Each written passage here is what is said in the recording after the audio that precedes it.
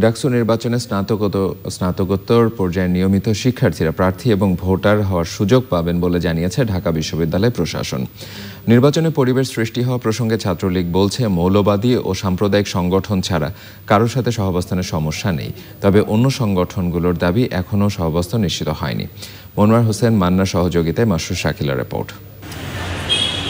ঢাকা বিশ্ববিদ্যালয়ের সাধারণ শিক্ষার্থীদের সরাসরি ভোটে নির্বাচনের মাধ্যমে ঢাকা বিশ্ববিদ্যালয় কেন্দ্রীয় ছাত্র সংসদ ডাকসু গঠনের বিধান থাকলেও গত ২৮ বছর ধরে ডাকসু কার্যকর নেই। অবশেষে হাইকোর্টের নির্দেশনার পর ৩১শে মার্চের মধ্যে নির্বাচন করার প্রস্তুতি শুরু করেছে বিশ্ববিদ্যালয় কর্তৃপক্ষ। ডাকসুর গঠনতন্ত্র সংশোধন কমিটিও কাজ এগিয়েছে। তারাই ডাকসু নির্বাচনে ভোটার হবেন বা প্রার্থী হতে পারবেন যারা নিয়মিত শিক্ষার্থী হবেন ঢাকা বিশ্ববিদ্যালয়। এবং এই নিয়মিত শিক্ষার্থী বলতে আমরা বুঝাচ্ছি যে যারা ভর্তি পরীক্ষার মাধ্যমে অনার্স এবং মাস্টার্সে যারা অধ্যয়ন করেন এবং যারা ঢাকা বিশ্ববিদ্যালয়ের কোনো না কোনো ছাত্রাবাসের সঙ্গে হয় তারা সেখানে আবাসিক কিংবা অনাবাসিক হিসেবে সংযুক্ত থাকেন, তারাই নিয়মিত ছাত্র হিসেবে পরিগণিত হবেন। ছাত্র সংগঠনগুলো ডাকসু নির্বাচনের প্রস্তুতি শুরু করেছে, তবে বেশিরভাগ সংগঠনের দাবি হল ও ক্যাম্পাসে সহাবস্থান নিশ্চিত হয়নি।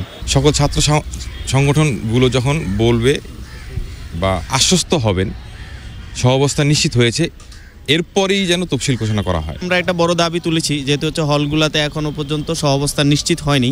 সেই ক্ষেত্রে আমরা বলেছি যে ভোট কেন্দ্রগুলো যেন হল থেকে বের করে নিয়ে একাডেমিক ভবনগুলোতে নিয়ে আসে। এখন পর্যন্ত বিশ্ববিদ্যালয় ক্যাম্পাস এবং হলগুলোতে ডাকসু নির্বাচন সুষ্ঠুভাবে হওয়ার মতো গণতান্ত্রিক পরিবেশ নেই। সেখানে আমরা মনে করি ক্ষমতাসীন ছাত্র সংগঠনের প্রচণ্ড একটা দখলদারিত্ব আছে। ছাত্রলীগের দাবি, তারা কারো অবস্থানে বাধা দিচ্ছেন না, তবে মৌলবাদী ও সাম্প্রদায়িক সংগঠনগুলো যাতে তৎপর হতে না পারে তা নিয়ে সতর্ক তারা। আমাদের ছাত্রলীগের কোনো প্রতিদ্বন্দ্বী ছাত্র সংগঠনে আমাদের প্রতিদ্বন্দ্বী হচ্ছে মৌলবাদ, সন্ত্রাসবাদী ধারার ছাত্র রাজনীতি এবং একাডেমিক ধারার বাইরে গিয়ে যারা যে রাজনৈতিক দর্শন রয়েছে তারাই আমাদের প্রতিদ্বন্দ্বী। এখানে আমরা সকল ছাত্র সংগঠনকে আমাদের বন্ধু মনে করি।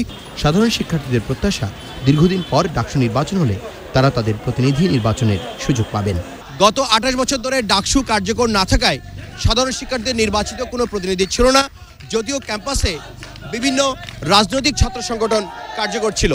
সাধারণ শিক্ষার্থীদের প্রত্যাশা, ডাকসু নির্বাচনের মধ্য দিয়ে তারা তাদের প্রতিনিধি নির্বাচন করতে পারবেন, যারা তাদের সমস্যাগুলো, বিভিন্ন অভিযোগগুলোর সমাধান করতে পারবেন। ঢাকা বিশ্ববিদ্যালয় ক্যাম্পাস থেকে মাসরুর শাকিল, চ্যানেল আই।